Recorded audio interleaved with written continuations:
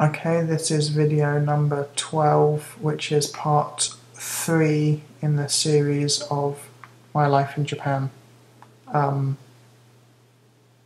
Many of you, if you're old school friends, will know me as Matthew.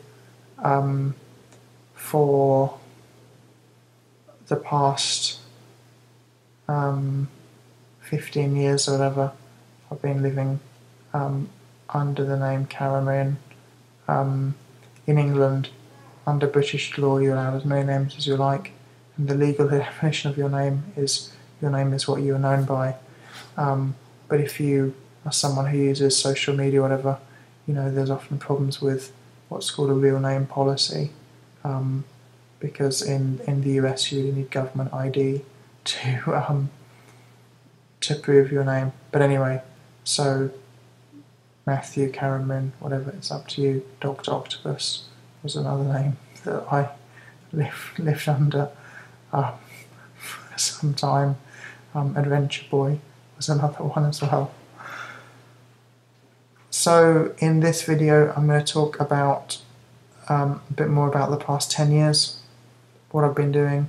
In previous videos I've often mentioned this thing called bar camp, which was the biggest turning point in my life, so I'm going to talk a bit about that as well.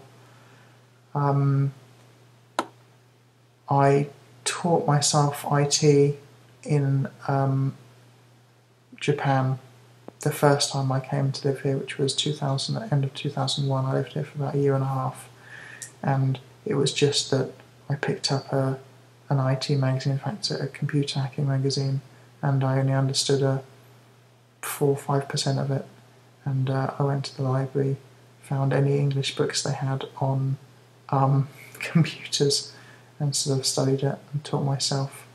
I had been using computers since the age of 4 because both my parents were teachers, and there was the scheme in England where teachers were encouraged to take home computers at the weekend. This was a very, very smart move by the government. There were 2 reasons for it. One was that the computers kept getting stolen in schools at weekends, and the other reason was, of course, meant the teachers trained themselves on computers without having to be paid by the government.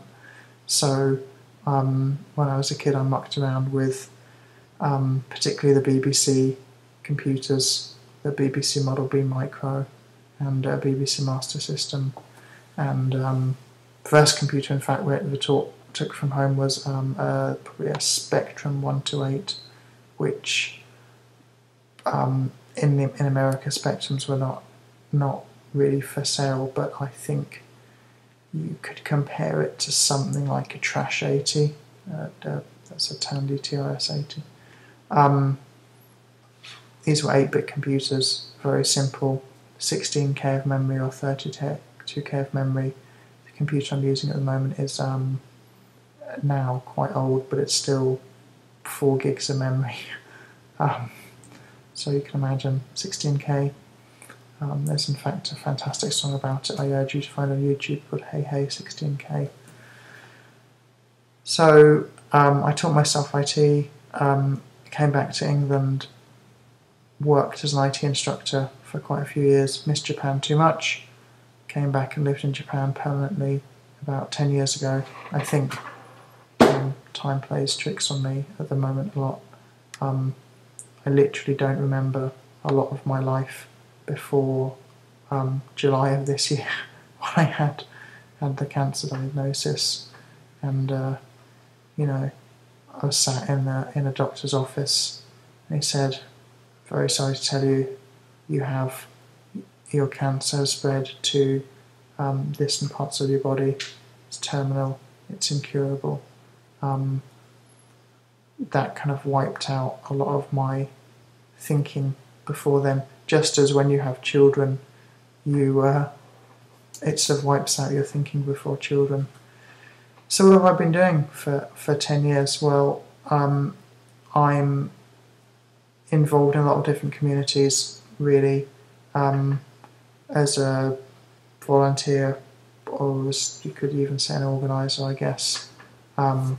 my style of organising is basically I come up with something to do and then I hope gently guide other people into doing it for me. And I got into public speaking, not a very good term, but I got into giving talks at different community events, mainly or almost exclusively technology events. So I joined the Apple users group. I hate Apple with a vengeance, but I have 3 Apples, and I'm using an Apple at the moment to make this video.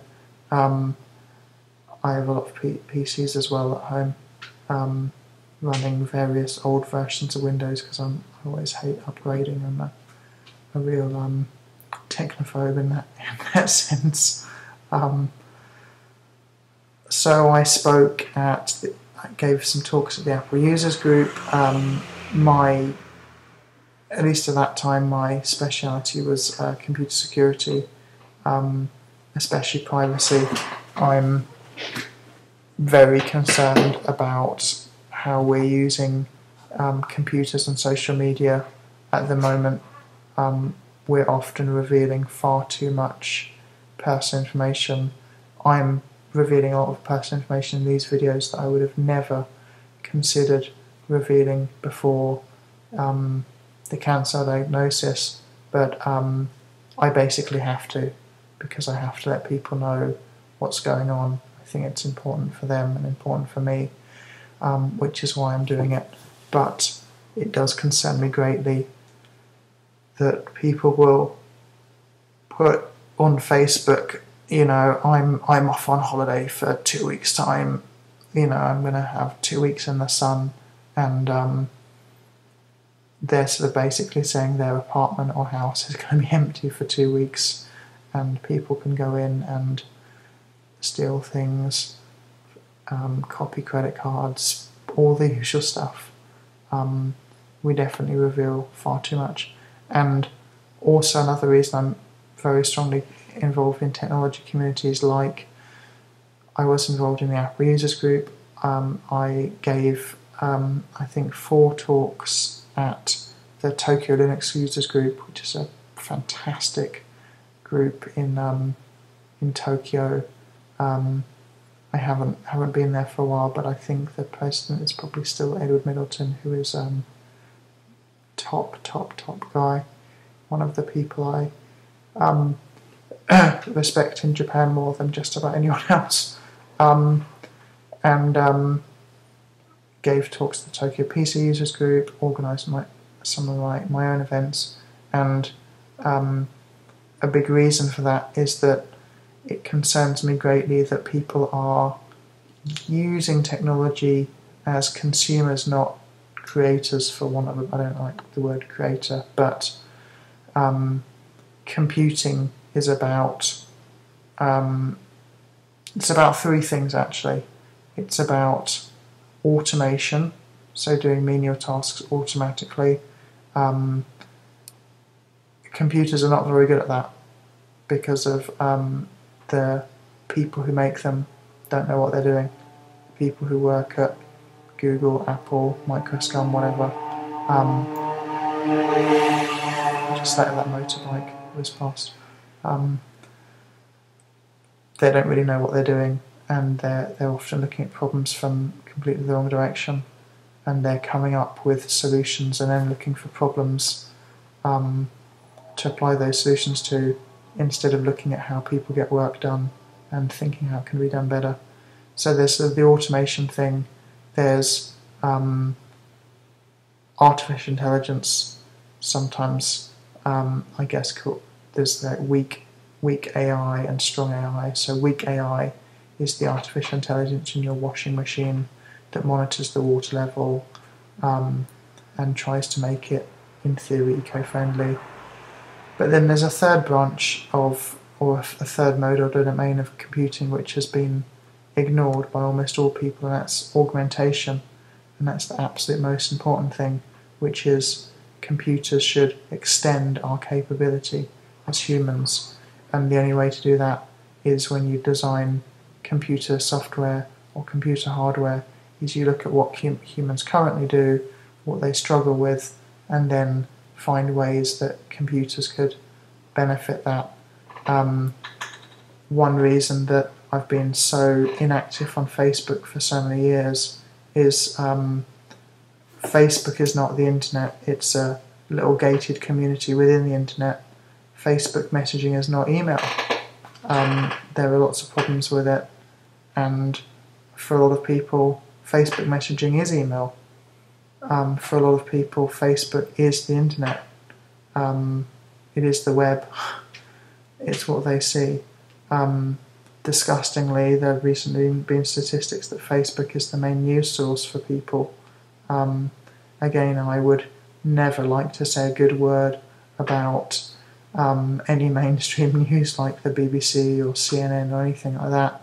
However, compared to Facebook, it's very good stuff. Again, I shouldn't be picking on Facebook.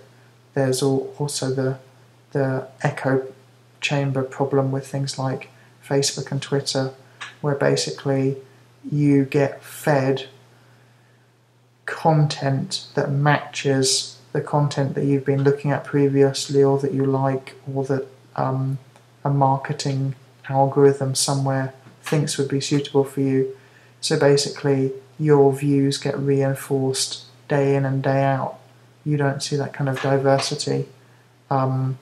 So if you're someone, for example, looks at news online, it's really important to go and look at some news websites that you don't agree with. You know, make up your own mind, get some comparisons. I try to avoid the news a lot because it's largely nonsense, basically. But when I do look at the news, I always try to look at 3 or 4 news websites, some big ones like obviously BBC, some British newspapers or whatever, but I look at newspaper websites that I never consider reading the newspapers. Well, just to get some different perspective, and you do start to see things in a different way, and you see things with far more clarity. I think so often when I'm giving talks at technology events or technology conferences or technology user groups, those are the kind of things I'm talking about. How we can use technology to extend our human capabilities, because humans are basically unique in the world in that we have been designed, I believe, through evolution, but we've been designed to use tools. Now, there are some higher primates that use tools, but in very simple ways. The reason that it used to be thought the reason that we're physically able to use tools is to do with our hands. Our thumb starts below all the other fingers. They call it a opposable thumb, or sometimes called a prehensile thumb. It's now been found that's not actually true, because there are a bunch of higher primates that have similar hands to us and yet can't use them. The reason we're able to use our hands is to do with our feet allowing us to stand up and free up our hands. But mentally, we have evolved to use tools, and tools extend our capability. A stick allows you to knock down the fruit from the tree in a very physical sense, but of course also in a metaphorical sense. So tools are a very natural part of what we do, but we need tools that extend our capability, and I have to say that the vast majority of computing software, computing systems limit our capability. The next video is going to be far more about daily life in Japan, not about technology stuff, although I will revisit technology in the future.